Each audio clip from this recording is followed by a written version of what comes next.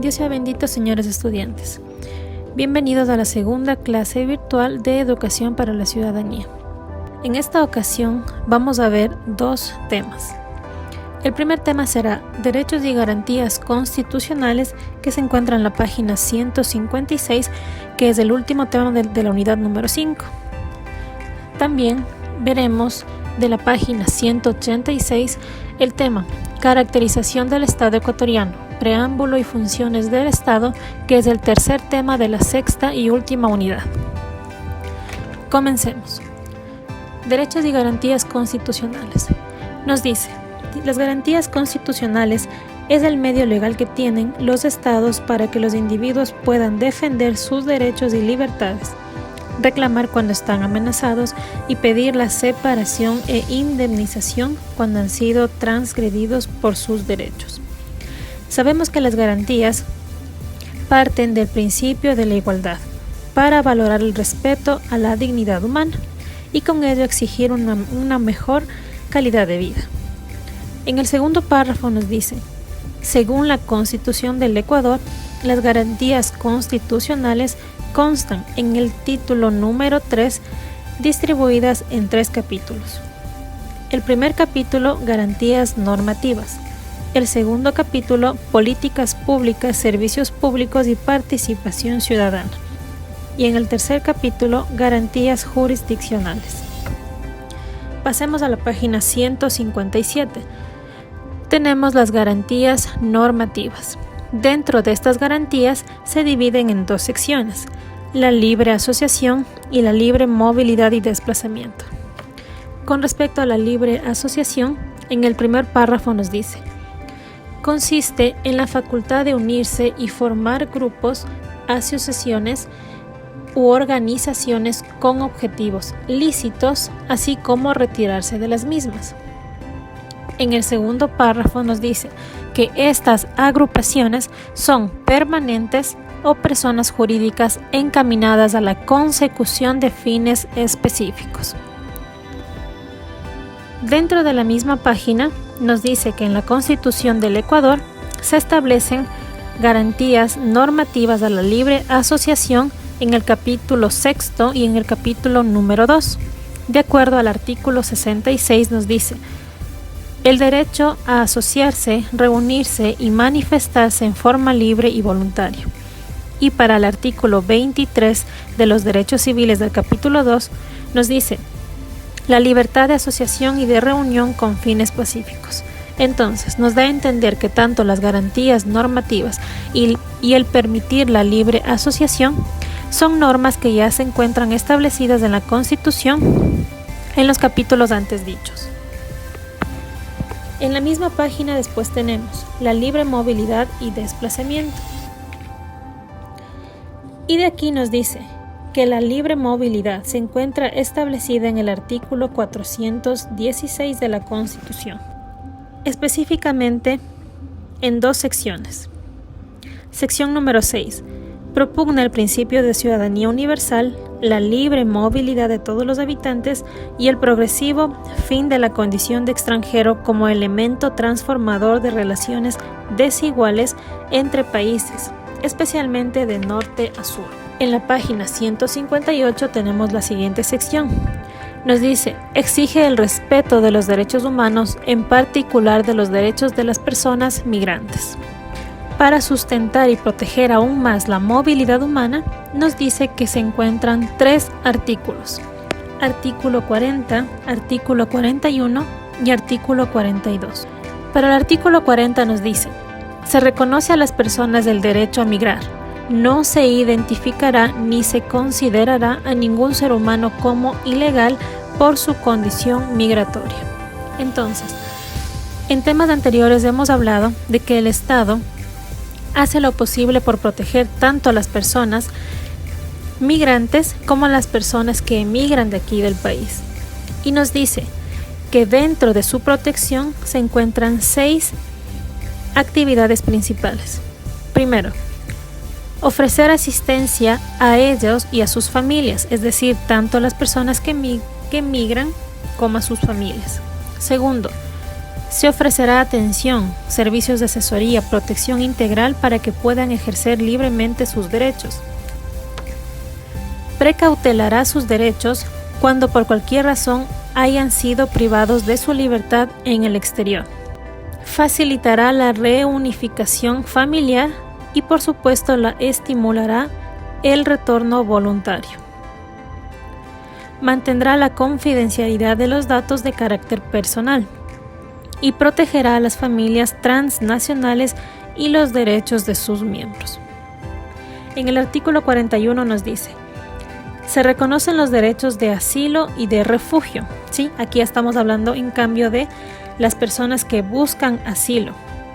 Y nos dice en el mismo párrafo: las personas que se encuentren en condición de asilo o refugio gozarán de protección especial que garantice el pleno ejercicio de sus derechos. Para el artículo 42 nos dice: se prohíbe todo desplazamiento arbitrario.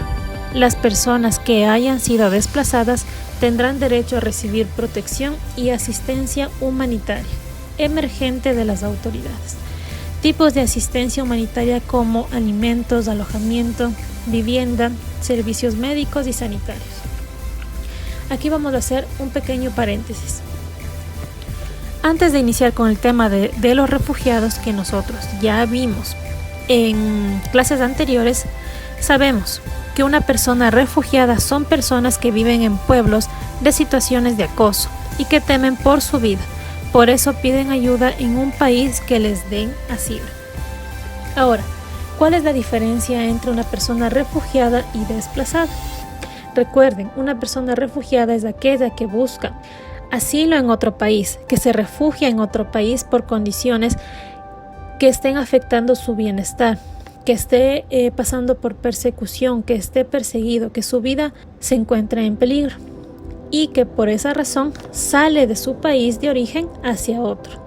En cambio, la persona desplazada puede igual tener malas condiciones de vida, puede estar afectando alguna actividad a su bienestar, pero la persona únicamente se desplaza dentro de su país.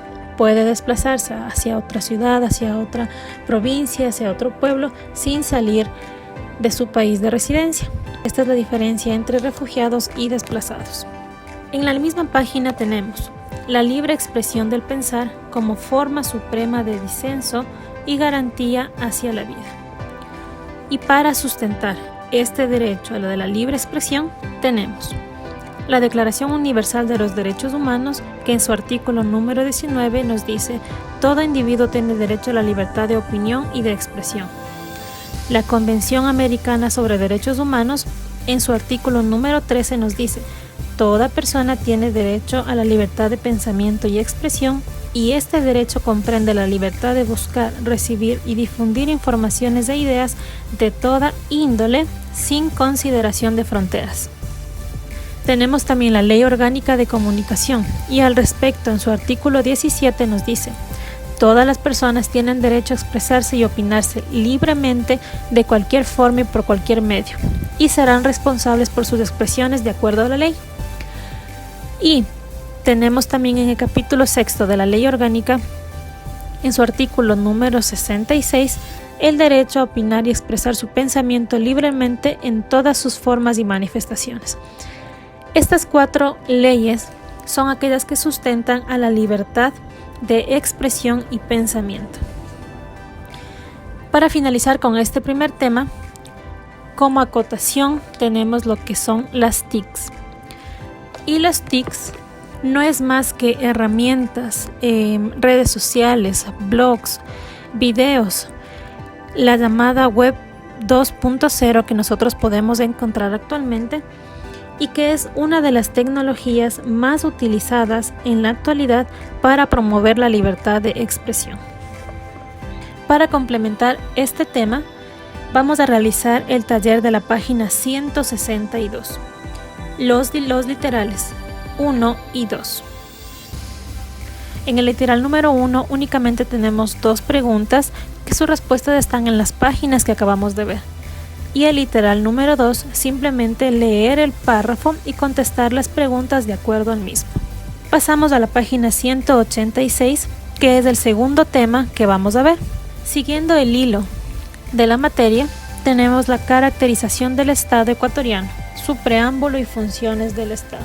Antes de ver cuáles son las funciones del Estado, es importante conocer qué es el preámbulo de la Constitución. El preámbulo es donde se detalla el primer artículo y se explica las razones o motivos que llevan a elaborar la Constitución. Ahora sí, sigamos. Funciones del Estado. Específicamente tenemos 5 funciones en el Estado ecuatoriano. Primera función, función ejecutiva. Esta función define, planifica, ejecuta y evalúa las políticas públicas a nivel nacional.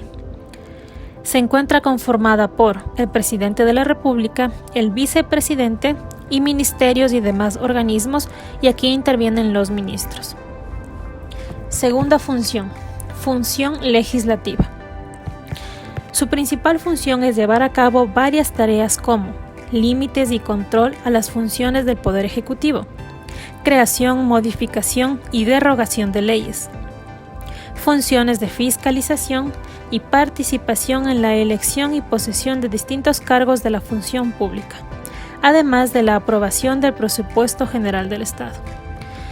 Para ayudarla a lo que es la función legislativa, tenemos la función del Consejo de Administración Legislativa, que se encuentra conformado por la presidenta de la Asamblea, presidente o presidente de la Asamblea, vicepresidente y 4 vocales. La función legislativa se encuentra conformada por la Asamblea Nacional y sus 137 asambleístas.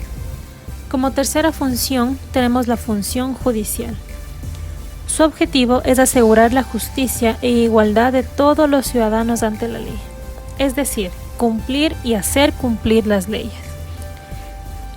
Esta se encuentra conformada por la Corte Nacional de Justicia, que es el máximo órgano jurisdiccional del Ecuador, cortes provinciales, tribunales y juzgados, Consejo de la Judicatura, Defensoría Pública y Fiscalía General del Estado, órganos auxiliares como notarías, martilladores, depositarios, etc. Martillador judicial es aquella persona encargada de subastar bienes obtenidos en requisas. Y los depositarios son aquellas personas encargadas de guardar y custodiar bienes por orden de jueces dentro de un juicio. Pasamos a la cuarta función del Estado, función de transparencia y control social. Y su función es promover e impulsar el control de entidades y organismos del sector público y privado, es decir, velar y proteger los derechos de los ciudadanos. Esta función se encuentra conformada por el Consejo de Participación Ciudadana y Control Social. Este es el consejo que trabaja en la promoción y garantías de la participación ciudadana. Segundo, Defensoría del Pueblo. La Defensoría del Pueblo se encuentra a cargo de un titular llamado Defensor del Pueblo. Y en sí es una institución nacional y provincial que protegen los derechos de las personas, comunidades, pueblos y nacionalidades. En el caso de que alguna persona desee realizar una petición, debe acudir personalmente y presentar su petición verbal o escrita. Todas las personas están facultadas a realizar peticiones o quejas en la Defensoría del Pueblo.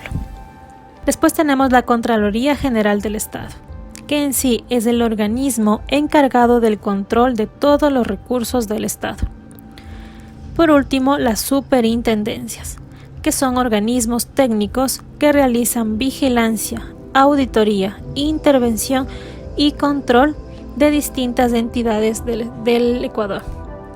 Un ejemplo de ello es la Superintendencia de Bancos. Por último, tenemos lo que es la función electoral. Esta función busca garantizar el ejercicio de los derechos políticos de participación y democracia directa a través del sufragio. Este se encuentra conformado por el Consejo Nacional Electoral, que sabemos que es la entidad a cargo de promover y controlar de que las elecciones se realicen de manera legal y transparente. El Tribunal Contencioso Electoral, que es un tribunal que sanciona a aquellos partidos o movimientos políticos por incumplimiento de las normas. De esta manera hemos visto lo que respecta a las funciones, preámbulo y funciones del Estado. Como tarea de esta clase únicamente tendríamos dos deberes. Primero, realizar el taller de la página 162, el literal 1 y el literal número 2. Y segunda tarea, realizar el resumen de la clase de hoy. Recuerden que si algo no está entendido o desean realizar alguna consulta, pueden contactarme a través de la plataforma Edmodo y yo acogeré cada una de sus dudas. Que tengan una excelente tarde. Gracias.